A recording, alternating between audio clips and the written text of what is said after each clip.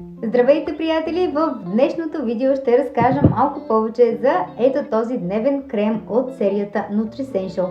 Както знаете, той е от комплектът за дневна цялостна грижа на лицето. В предишно видео вече съм разказвала за тонера, който ще регулира вашето pH, както и за серумът, който се адаптира към всеки вид кожа.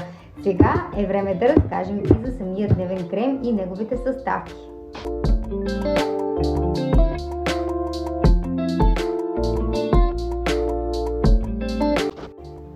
Този крем ще остави кожата ви мега хидратирана и в същото време ще я защити от вредните лъчи на слънцето. Защо да го използваме ли? Първо, биоадаптивните растителни продукти помагат за увеличаване на способността на кожата ви да се адаптира към околната среда. Второ, притежава широкоспектърна UV защита, а именно предпазва кожата от прекомерното излагане на синя светлина, инфрачервена светлина и слънчевите лъчи, защото има слънчезащитен фактор. И разбира се, най-важното, предотвратява обезцветяването на кожата и преждевременните признаци на стареене на самата кожа. Помага за защита срещу негативните ефекти на стреса, замърсяването и оксидативният стрес. Осигурява хидратация без да усещате тежест или да оставя мазни следи след употреба. Оставя кожата с гладък и сияен вид, вижте. Аз вече имам крем, но... Ето. И мирише невероятно. Има дълъг лист със съставки, разбира се, аз няма как да не го разгледам. И така. Какво е биоадаптивен ботанически комплекс? Това е смес от ботанически екстракти от растения, които виреят в екстремен климат. Нека сега да разгледаме тези растения. Радиола. Екстрактът от радиола се включва в терапии срещу подпухналост, както и срещу разширени пори и акне. Продължаваме с корен от марал, който повишава енергийния потенциал на кожата и забавя стареенето. Агъбите чага могат да помогнат за облегчаване на дразненето на кожата и действа противовъзпалително. И хора, не спираме до тук. В този уникален крем има още съставки, за които тепърва ще разкажа. Спомняте ли си, че ви споменах нещо за синята светлина и инфрачервената светлина?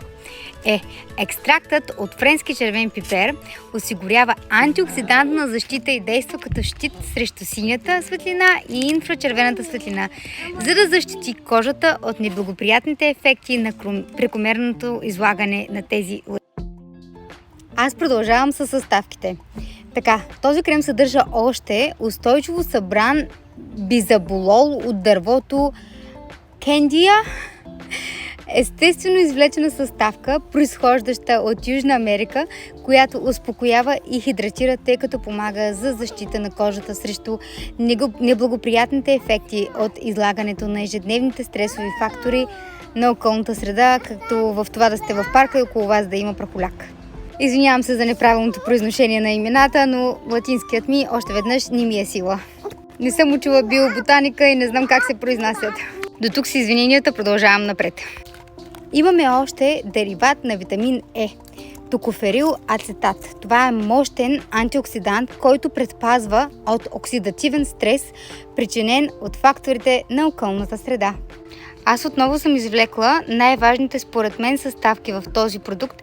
Разбира се, ще оставя лист с всички съставки в крема, така че който иска може да потърси повече информация в чичко Google. Кремът е уникален, аз лично го ползвам от около 2 месеца и със сигурност мога да кажа, че резултати има. Може да съдите по това, че вече не използвам филтри, когато заснемам видеята си. Резултати има, но не си мислете, че има чудодеен продукт, който като го нанесете, преспите една вечер и на другия ден ще тракнете с пръсти и вече се събуждате с някаква мека, бебешка сияйна кожа. Ами не, според мен не съществува такъв продукт и каквото и да решите да използвате, в постоянството се крие успехът. Задължително използвайте слънчезащитен крем. Предпазете кожата си от вредните лъчи на слънцето. Грижете се сега за кожата си, за да ви се отблагодари тя в бъдеще.